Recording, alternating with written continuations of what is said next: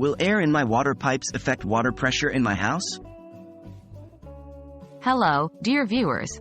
In today's video, we're going to discuss a common plumbing issue, air in your water pipes.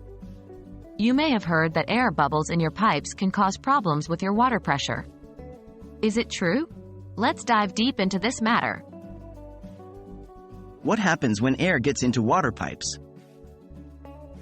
Air can occasionally get trapped in your water pipes for a variety of reasons. It can occur due to a change in water pressure, repairs or replacements of your pipes, or even the water source itself. The key issue here is that air and water have different properties. Water is incompressible and continues to flow in the pipe, while air, being compressible, tends to create pockets of lower pressure. How does air affect water pressure? Now to the crux of the matter, does air affect water pressure? The answer is yes, it does. When you have air trapped in your pipes, it can cause air locks. These locks can disrupt the smooth flow of water, leading to inconsistent water pressure.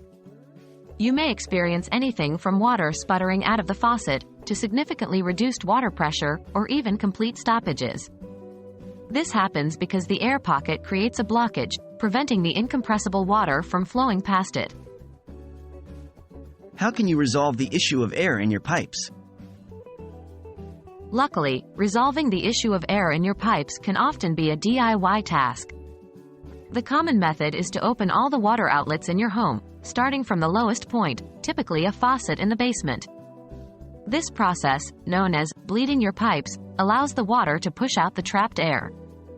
However, if the problem persists, you might have a more complex issue at hand, such as a faulty valve, a leak in your system, or the air may be entering from your water source. In this case, it would be advisable to contact a professional plumber to investigate and rectify the problem. So, to sum up, air in your water pipes can definitely impact your water pressure, often causing inconsistent flow and even temporary stoppages.